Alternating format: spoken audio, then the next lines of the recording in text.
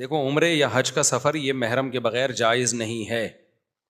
شدید ضرورت کے وقت اتنی گنجائش ہے کہ جیسے وہاں سے سعودیہ سے واپس آ رہی ہے, کوئی محرم کا انتظام نہیں ہے, تو اس کی مجبوری میں گنجائش ہے کہ وہاں سے, کیونکہ آج کل وہ جہاز میں وہ فتنے کا اندیشہ نہیں ہوتا جو پہلے ہوا کرتا تھا. پہلے سفر میں نا اتنا لمبا عرصہ سفر ہوتا تھا, تو احتیاط کے تو بہرحال خلاف ہے, لیکن مجبوری ہے, کوئی نہیں ہو رہا انتظام, تو پھر گنجائش ہے اس کی. لیکن عمرے کے دوران جو ہے نہیں جاتے ہیں, 10 دن کا عمرہ ہے, 20 دن کا عمرہ ہے, یا 40 دن کا حج کا سفر ہے, یہ بڑی لمبی ٹریولنگ ہوتی ہے. اس میں بغیر محرم کے جانا بالکل جائز نہیں ہے, اور اس میں بہت زیادہ فتنے ہیں بغیر محرم کے عورت کے. لوگ یہ سمجھتے ہیں کہ ہم عورت کے ساتھ مقدس سفر پہ جائیں گے تو فتنہ نہیں ہوگا. یہ بالکل بچکانا, بے وقوفوں والی باتیں ہیں. مرد اور عورت جہاں اکٹھے ہوں گے ایک دوسرے کی طرف اٹریکشن ہوگی, چاہے حج کا سفر ہو, چاہے عمرے کا سفر ہو, چاہے وہ فلم دیکھنے جا رہے ہوں. اس کا سینما گھر سے, فلم سے, حج سے کوئی تعلق نہیں ہے. اور حج میں بہت زیادہ فتنہ ہوتا ہے. اگر کوئی جوان خاتون حج میں چلی گئی, ان کا کوئی محرم نہیں, حاجیوں کو بہت ٹائم ملتا ہے اس کو پٹانے کا, بہت موقع ملتا ہے حاجیوں کو. پتہ ہوتا ہے پیچھے ابھی کوئی مرد نہیں ہے, تو وہ خدمت کرنا شروع کر دیں گے. کوئی بھی کہیں بھی کسی کو کوئی خوبصورت اور نظر آتی ہے نا, سب خدمت کرتے ہیں. یہ میں نے دیکھا ہے سفر میں, حج میں, عمرے میں, کہیں بھی کوئی انٹی ہوں, جوان ہوں, خوبصورت ہوں, ہر آدمی کا دل چاہتا ہے کہ اللہ کو خوش کرنے کے لیے ان کی خدمت کرے. یہ ہر آدمی, سوائے بہت ہی جن کے دل میں اللہ کا خوف ہوتا ہے, وہ ایک آدھ وہ ریزرو رہتے ہیں, ورنہ 99% چاہے داڑھی ہو, نمازی ہوں, حاجی ہوں, مفتی ہوں, بزرگ ہوں, قاری ہوں, انجینئر ہوں, ڈاکٹر ہوں, سب کا دل چاہتا ہے کہ یار میں ان کی جتنی خدمت کر سکتا ہوں میں کروں. یہ کرتے ہیں لوگ. ٹھڑک مردوں میں اللہ نے رکھی ہے, یہ نکالی نہیں جا سکتی. یہ حج کرنے سے ختم نہیں ہوتی ہے, خوب سمجھ لو. حج میں کوئی چیز نہیں ہے جس سے اندر کے مردانہ پن کم ہو رہا ہو.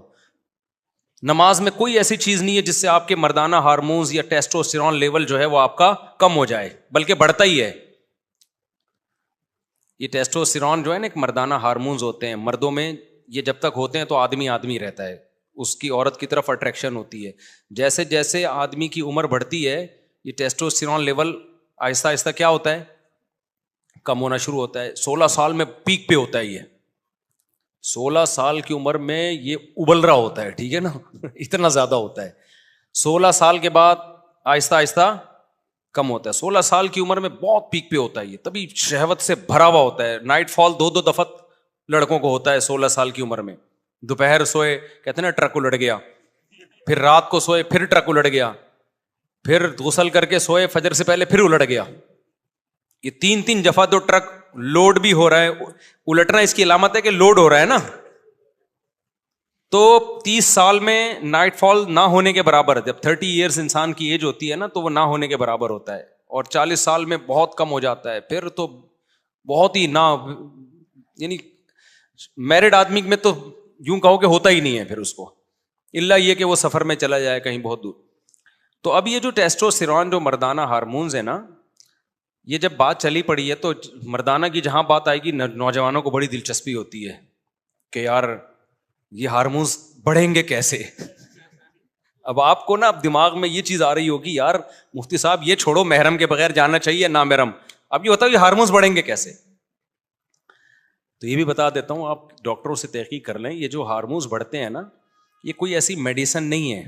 آج کل لوگ مردانہ قوت کی دوائیں کھا رہے ہوتے ہیں, یہ کھا لو, یہ کشتا کھا لو, یہ پشتا کھا لو. او بھائی, نارمل آپ کی صحت اچھی ہوگی تو آپ سب کچھ ٹھیک ٹھاک ہوگا آپ کا. تو جب اوور آل صحت خراب ہوتی ہے تو آپ پورے خراب ہونا شروع ہو جاتے ہیں. تو اوور آل اپنی صحت کو اچھا رکھو. اس میں سب سے اہم چیز یہ ہے چینی چھوڑ دو, کوکنگ آئل بولو بھائی چھوڑ دو. یہ جو آپ کوکنگ آئل کھا رہے ہو, پکا کی چیزیں, یہ کیا کرو, چھوڑ دو. چینی کیا کرو, آپ طاقت بنانا چاہتے ہو کھا کے, کھانے سے نہیں بنے گی, کچھ چیزیں چھوڑنی پڑیں گی. جب کچھ چیزیں چھوڑو گے تو جو کھا رہے ہوگے وہ ٹھا کر کے باڈی کو لگیں گی. ہوتا یہ کہ ہم جو میٹھا زیادہ کھاتے ہیں نا, پھوڑتے پھاڑتے رہتے ہیں. روٹی میں بھی کاربوہائیڈریٹ بہت زیادہ ہے, چاول میں بھی بہت زیادہ ہے.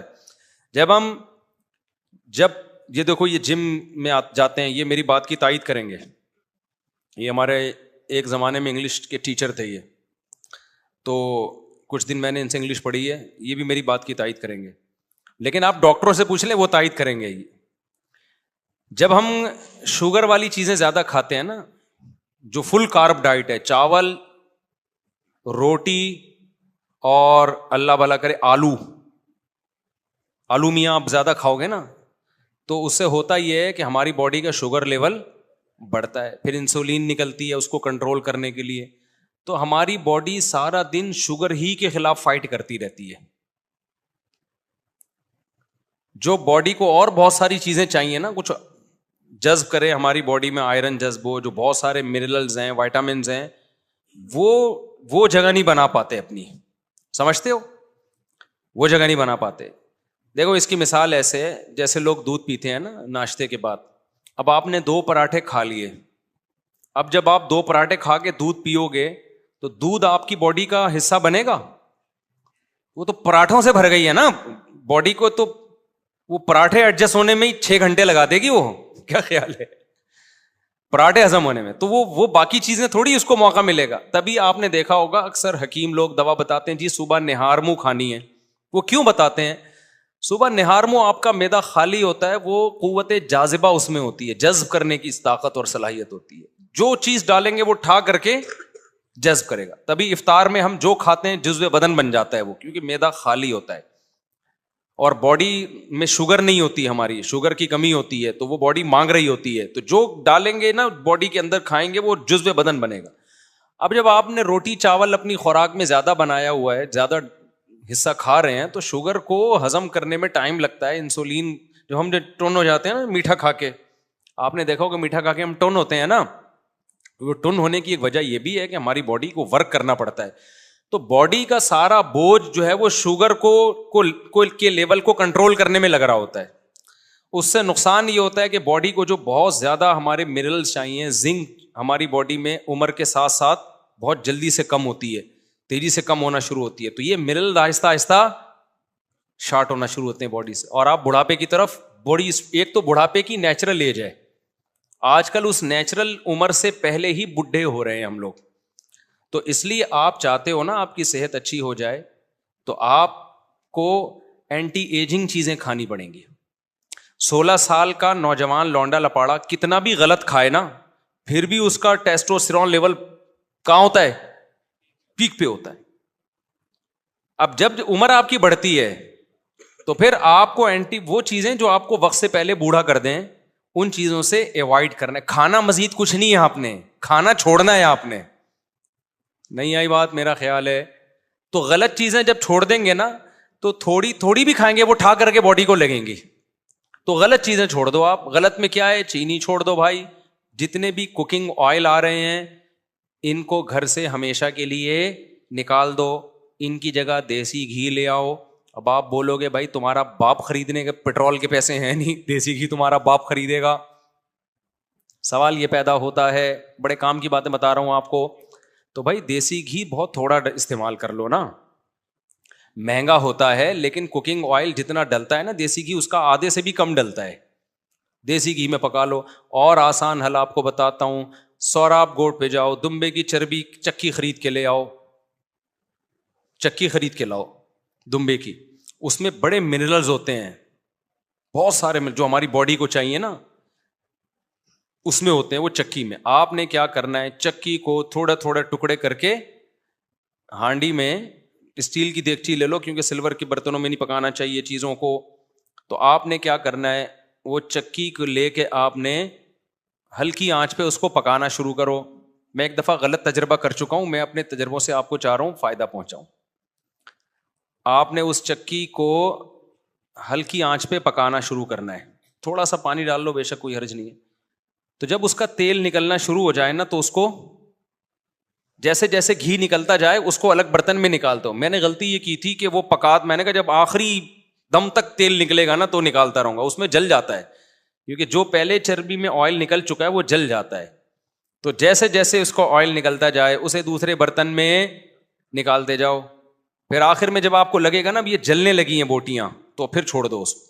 تو وہ جو تیل نکلے گا, وہ جو گھی نکلے گا, اسے اپنے وہ آپ کسی ٹھنڈا کر کے اس کو سیو کر لو.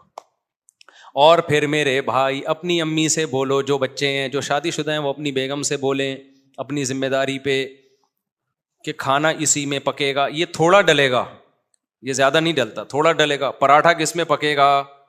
بول لو نا، اس میں